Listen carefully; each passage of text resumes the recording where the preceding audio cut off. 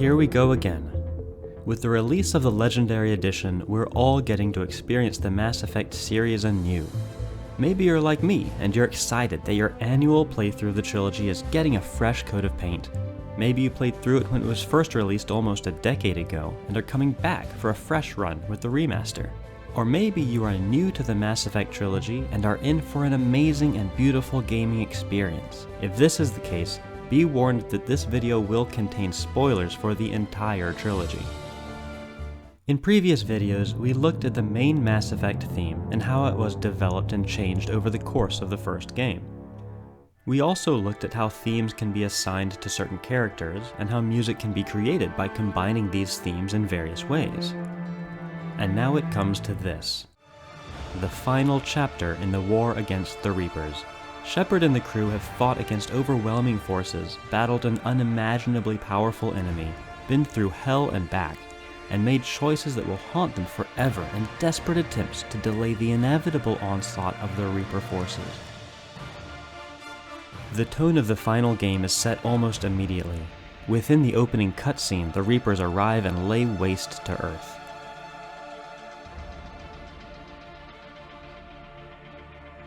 Anderson orders Shepard to rush to the Citadel, abandoning the battle for Earth, to solicit the aid of the other races of the galaxy at any cost. It's a dire beginning to a game, but the stakes are clear. We are no longer fighting against the arrival of the Reapers, we're fighting for survival. As Shepard is escaping, we are treated to music not found on the soundtrack for Mass Effect 3.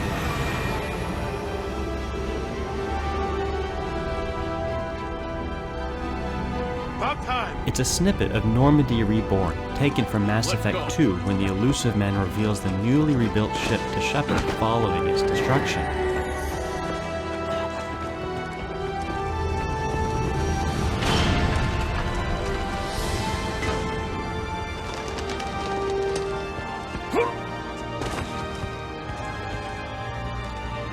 Welcome back, Shepard.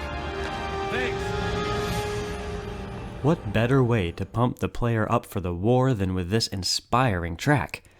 But what follows changes the tone completely.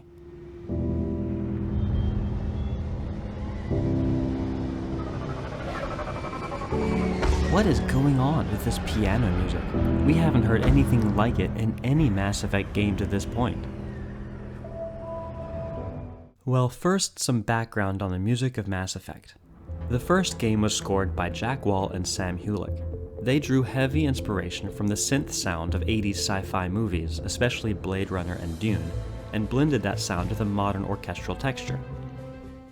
The sequel moved more towards orchestral sounds. The synth sound remained, but often served as a backing track to the more prominent strings and brass, or sometimes gave way to them altogether, as we just heard in Normandy Reborn, or the iconic Suicide Mission.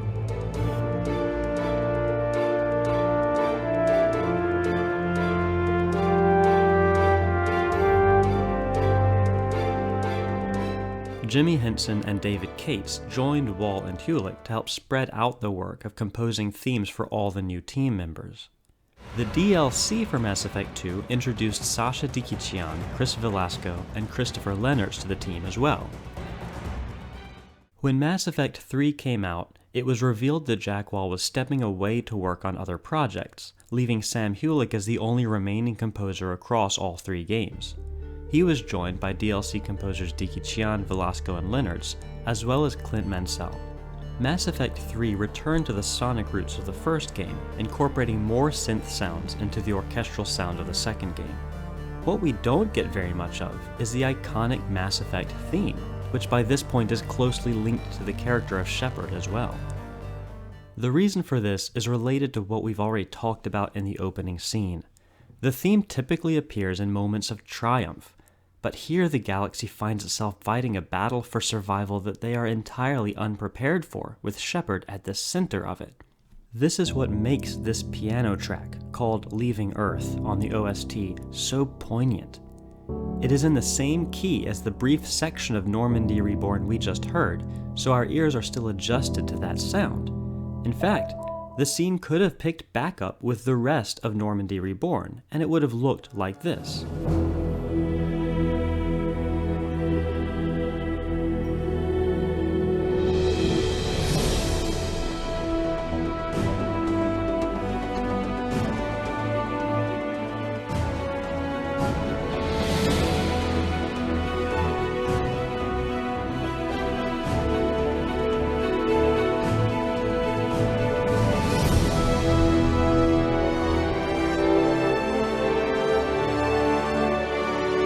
Now stop. How did that make you feel? The shuttles coming in to evacuate civilians were clearly on a heroic rescue mission, and there was no doubt they'd succeed, right? It all seemed pretty hopeful, actually, until that obvious disconnect where the Reaper appeared framed by Shepard's theme. That's just one way of showing how the music can affect the mood of a scene. Watch again with the actual cue from the game.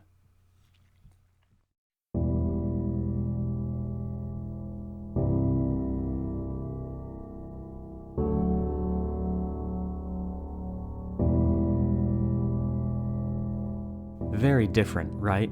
This track opens with solo piano, which, as I said before, we haven't really heard in the Mass Effect soundtrack so far. It doesn't really fit with the orchestral textures or the 80s synth style. This particular track was the only one added by Clint Mansell, and it really strikes a nerve here at the opening of the game. It is characterized by two 4-chord sequences, 1-6-7-1 and 1-3-4-5, always returning back to 1. There's no melody to speak of, just these chords. But we've seen these chords before. This chord progression happens in Normandy Reborn, in that final section that we tried to paste over the scene just now. Now look at the chords for leaving Earth, but with the main theme superimposed over them.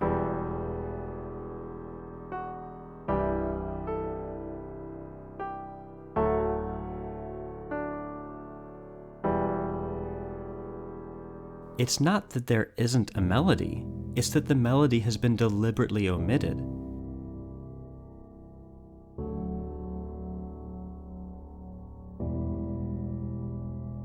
Instead of the theme we expect, we get this insistent upper fifth, and a recurring open fifth above this progression. If you watched my latest video about Gwyn's theme in Dark Souls, you'll remember that an open fifth is an empty sound, as if it's missing its core. So in the first 8 bars, we've got a Mass Effect theme without a theme, and an upper voice without a third. Then it hits us, the Reaper horn. The sound of the Reapers originated when Mike Kent, the lead sound designer, was at a campsite to capture clean sounds in nature. He opened the lid of an old bear-proof trash can and discovered a distinct and jarring combination of high and low frequencies. Some digital editing later, and we have our iconic Reaper horn. That Reaper horn is not just a sound effect here though, it is actually included on the musical track. That means that in addition to the digitally created sound, we hear very harsh low brass interrupt this solo piano. The next interruption adds percussion to make it even harsher. Those of you with keen musical memories will remember back to the Collector theme in Mass Effect 2, and how we identified blasts of low brass and percussion to be that characteristic sound. In retrospect, we can now hear that the Collectors were working for the Reapers all along. In terms of chord analysis, there isn't much more to say about this track. The same chord progression repeats over and over.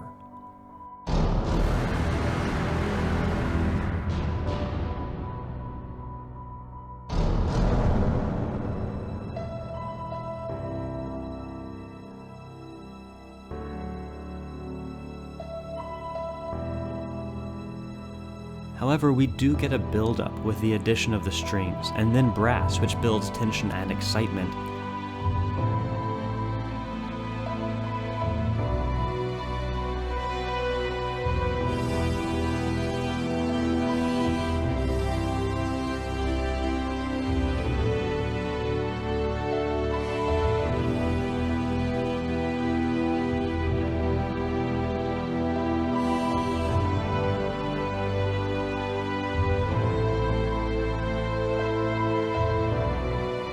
And then fades out almost as quickly.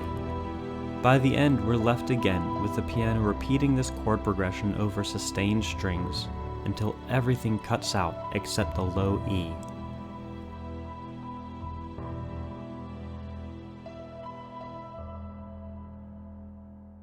Any attempt at a narrative interpretation of music is bound to be subjective, but to me this music sounds hopeless. The presence of the chord progression but absence of Shepard's theme reflects this sense of being lost.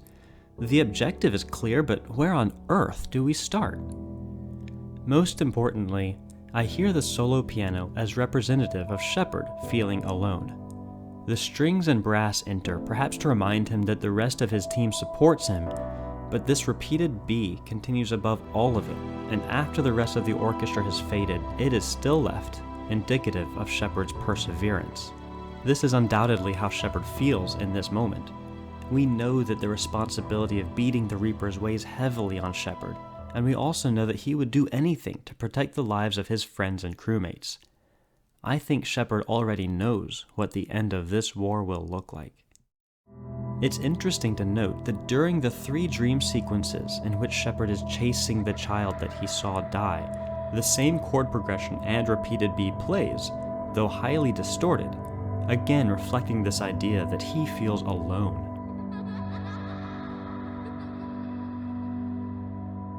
Short pieces of the Mass Effect theme appear throughout various tracks in the game, such as A Future for the Krogan and I Was Lost Without You.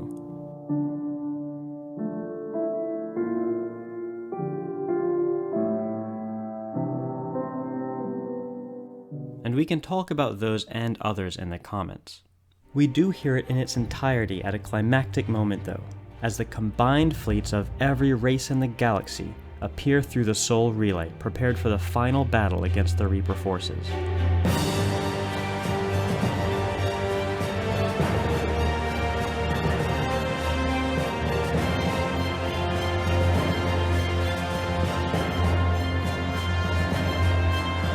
And we deserve to hear it and feel a little optimistic. After all, everything Shepard did to unite these fleets can be considered a victory in and of itself. Now, even though outright battle looks bleak, this armada is remembering the destruction of Sovereign 3 years prior and is committed to doing whatever it takes to get the Crucible to Earth. But when that pivotal time comes, the fanfare is nowhere to be found. Shepard is alone on the Crucible.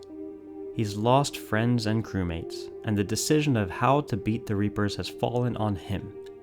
No outcome seems ideal, and there is no one to help him. At the end of all things, Shepard, who has given his loyalty, compassion, love, and even life to help those around him, is asked once more to give everything. Shepard is told to choose, and the silence of space is punctuated only by strikes of percussion, perhaps the last desperate attempts of the Reapers to be heard. It's fitting that this final track is titled An End Once and For All, and of course, it is solo piano again.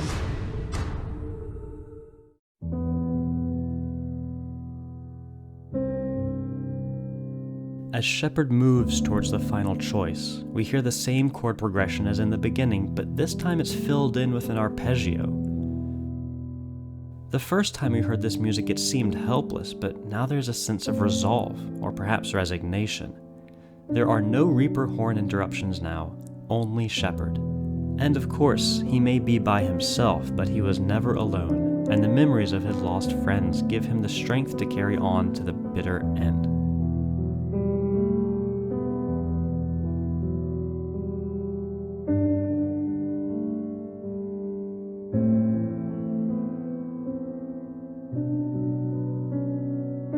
Now we do see Shepard's theme appear.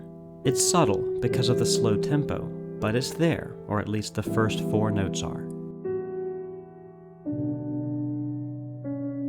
The strings enter as the perspective shifts to the fleet beyond the Crucible.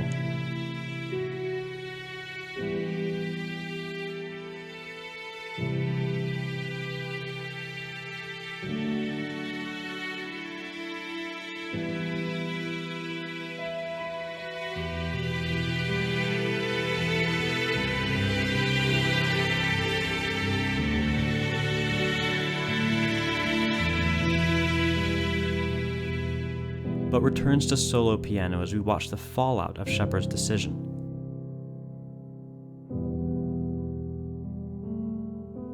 The melody is more involved now. In fact, it's an extension of a very short motif found in Leaving Earth, hidden in the trumpet part. The open fifth from before now resolves to form a counter melody of sorts.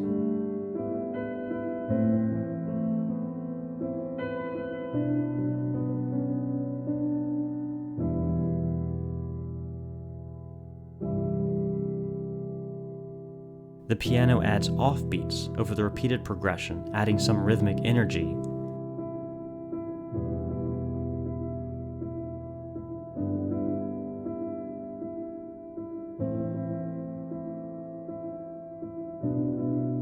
And then the melody comes back an octave higher.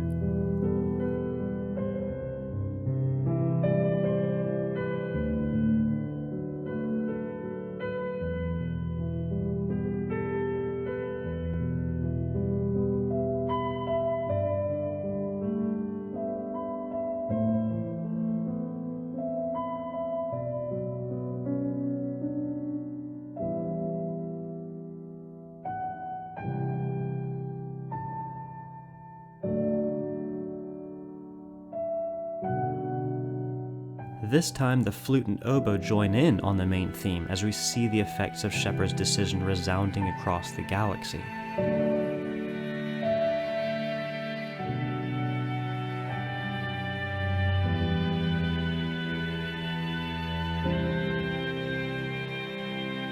The war is ending on every planet, and the music changes into this driving rhythm, accenting offbeats again to drive home the sense of a military victory. This is a variation of that persistent B from the first appearance, representing Shepard's tenacity. The horn and snare enter, restrained at first, but building in intensity. As more worlds see victory over the Reapers, more instruments join in the march.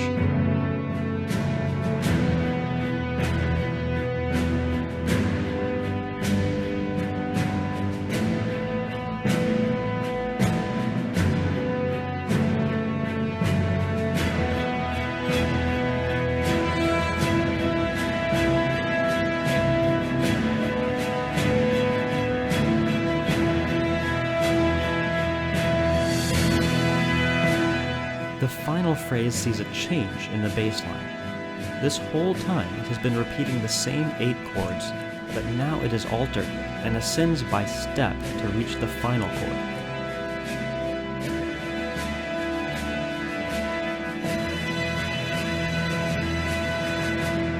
You could say that here at the end of the war, we can hear that the cycle is really and truly broken.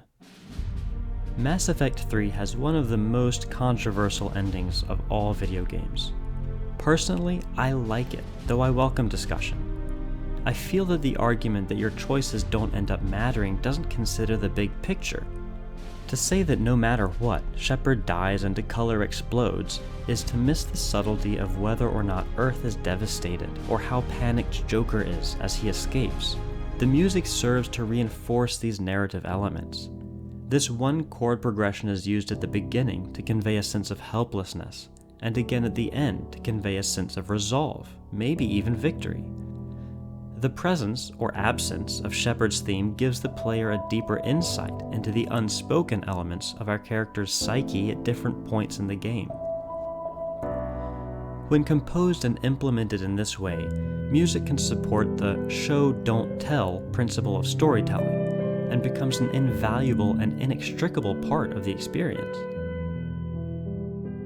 If you enjoyed this video, please like it, and I hope you will listen to the music on your next Mass Effect adventure with a new ear. Did I miss any instances of the Mass Effect theme? Let me know in the comments. Subscribe for more content like this, and if you want to help support this channel, please consider checking out the Ko-Fi link in the description. I should go, and I'll see you next time.